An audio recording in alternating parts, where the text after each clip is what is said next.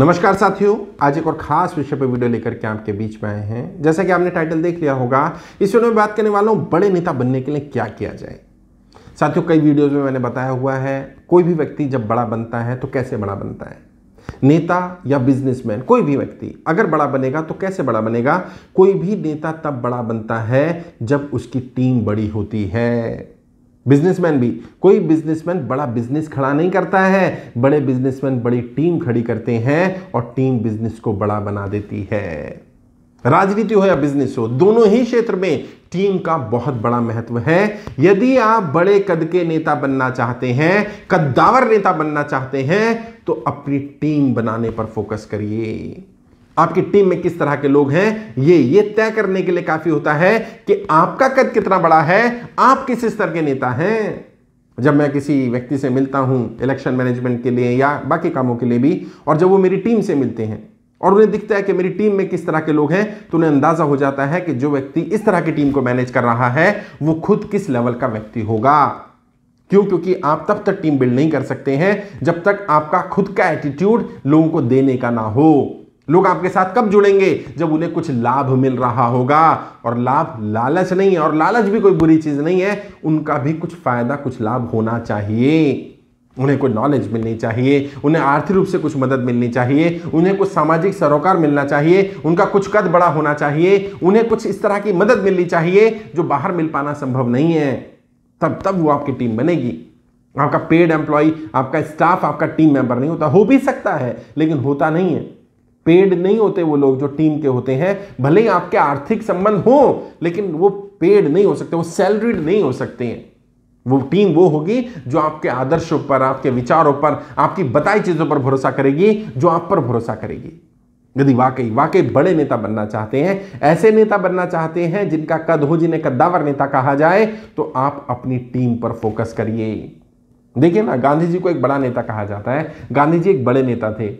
गांधी जी की टीम में देखिए, कभी ऑब्जर्व करिए गांधी के साथ किस तरह के लोग खड़े थे।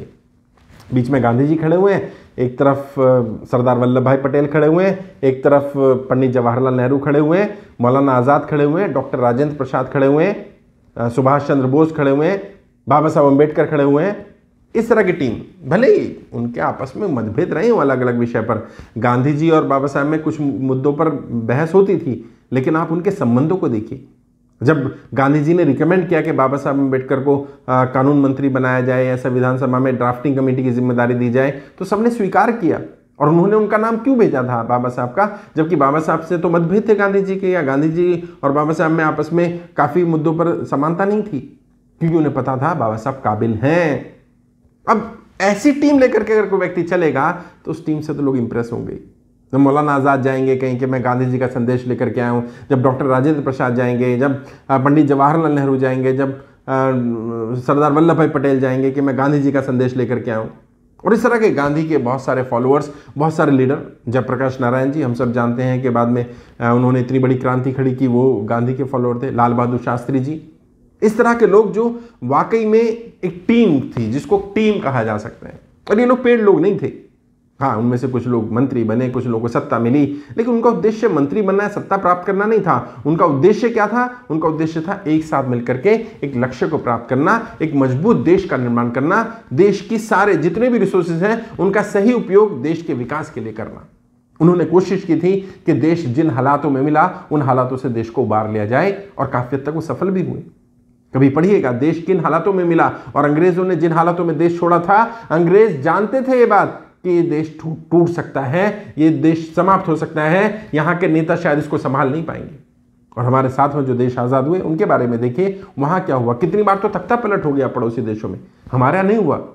क्यों? क्योंकि बाई चांस नियति ने कुछ अच्छे नेता दिए। गांधी जी ने बहुत अच्छी ग्रूमिंग की कई लीडर्स की, जिनके अंदर देश प्रेम, देश के अंदर जाति धर्म के भेदभाव को मिटाने का, किसी पर्टिकुलर समुदाय या पक्ष के साथ, विपक्ष के साथ कोई दुर्भावना के साथ काम ना करने का, सबको साथ लेकर के चलने का, किसी तरह का पक्षपात, भाई भतीजावाद, भेदभाव से बचने का, कि ये ना किया जाए। काफी हद तक काफी नेता ऐसे रहे। कुछ नेताओं को अगर छोड़ दें, अपवाद मान लिया जाए, तो ज्यादातर नेता अच्छे रहे। तो टीम का फर्क पड़ता है। ऐसे ही नेताजी सुभाष चंद्र बोस जी की टीम देखिए, किस तरह के लोगों को उन्होंने तैयार किया। जनरल शाहनवाज थे, जनरल लक्ष्मी थी उनके साथ। इस तरह के लोगों को उन्होंने तैयार किया ताकि वो मजबूत टीम बना पाए, और टीम मजबूत बनी तो वो शायद उतने मकसद में सफल भी हुए। और वो नेता जो टीम नहीं बना पाए, जिनकी मजबूत टीम नहीं थी, वो फेल भी हुए। ऐसे भी बहुत सारे लोग हैं हमारे भारत की राजनीति में जो अपने जीते जीतों जिनका अस्तित्व बहुत ज़्यादा रहा, लेकिन उसके बाद उनके नाम लेने वाला कोई बचा नहीं। क्यों? क्योंकि उन्हें टीम पर काम नहीं किया।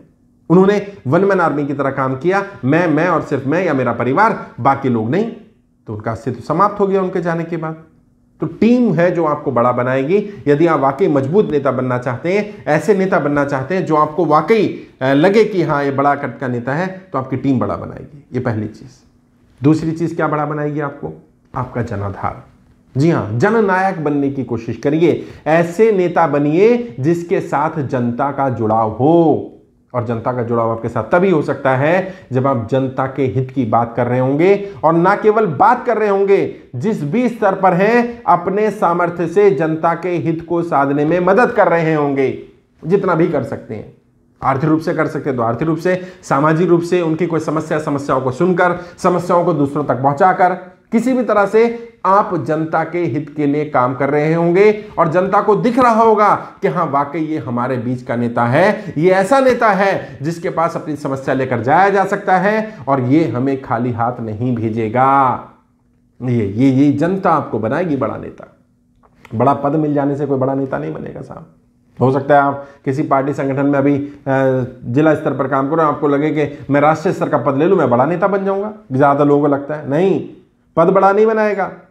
और कई बार ऐसा होता है, आप जिस पद के काबिल नहीं होते, अगर आप उस पद पर पहुंच जाते हैं तो आपके कारण उस पद की गरिमा कम हो जाती है। और कई नेता ऐसे भी होते हैं जो यदि उस पद पर पहुंच जाएं तो उस पद की गरिमा बढ़ जाती है। तो कभी भी मत मांगिए कि मुझे बड़ा पद दिया जाए, बड़ा काम मांगिए। अपने काबिलियत के आधार पर, अपने गुणों के आधार पर साबित करके दिखाइए कि आपको बड़ी जिम्मेदारी दी जा सकती है, मुश्किल काम दिया जा सकता है, और आप मुश्किल काम को बहुत अच्छी तरीके से अंजाम दे सकते हैं। फिर देखिएगा आहिस्ता आहिस्ता आप बड़े बनने शुरू हो जाएंगे।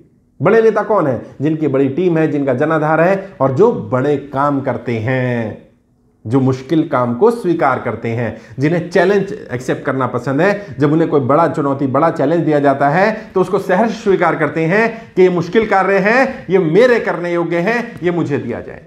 तब बनेंगे आप बड़े नेता। तो यदि बड़े नेता बनना है तो टीम पर फोकस करिए, बड़ी टीम बनाइए। बड़े नेता बनना है तो जनाधार पर फोकस करिए, अपना बड़ा जनाधार बनाइए। बड़े नेता बनना है तो बड़ी जिम्मेदारियां लेना शुरू करिए, मुश्किल कामों को स्वीकार करना शुरू करिए। ये आपको बड़ा बनाएंगे। इसके अलावा भी और तरीके होते हैं, लेकिन ये वो तरीके हैं जो श्योर शॉर्ट फॉर्मूला है, आपको किसी भी तरह से, किसी भी संगठन में, किसी भी पार्टी में बड़ा बना सकता है, बड़ा बनने में मदद कर सकता है, बड़े नेता बना सकता है। आज के लिए इतना ही। आगे किसी और विषय पर बात करेंगे। कोई डाउट है, कुछ पूछना चाहें तो वीडियो के डिस्क्रिप्शन में जाइएगा, मेरा फ़ोन नंबर मिल जाएगा, डायरेक्ट मुझसे बात कर सकते हैं। अगर किसी विषय पर ट्रेनिंग चाहिए तो हमारी वेबसाइट है www.iplindia.org, वहाँ ट्रेनिंग ले सकते हैं। यूट्यूब के माध्यम से भी ट्रेनिंग मिल जाएगी। आप देखिएगा ऑनलाइन सब्सक्राइब के साथ ब्लू कलर का ज्वाइन बटन है, क्लिक करेंगे तो वहाँ अलग अलग ऑप्शन आ जाएंगी। जो ट्रेनिंग आप लेना चाहें वो ले सकते हैं। और कुछ डाउट है, कुछ पूछना चाहें तो डायरेक्ट बात भी कर सकते हैं। किसी टॉपिक पर वीडियो चाहिए तो कमेंट में लिखिएगा, मैं उस टॉपिक पर वीडियो बनाने की कोशिश करूँगा। आज के लिए इतना ही। आगे किसी और विषय पर बात करेंगे। आपके उज्जवल राजनीतिक भविष्य के लिए हार्दिक शुभकामनाएं। जय हिंद, जय भारत।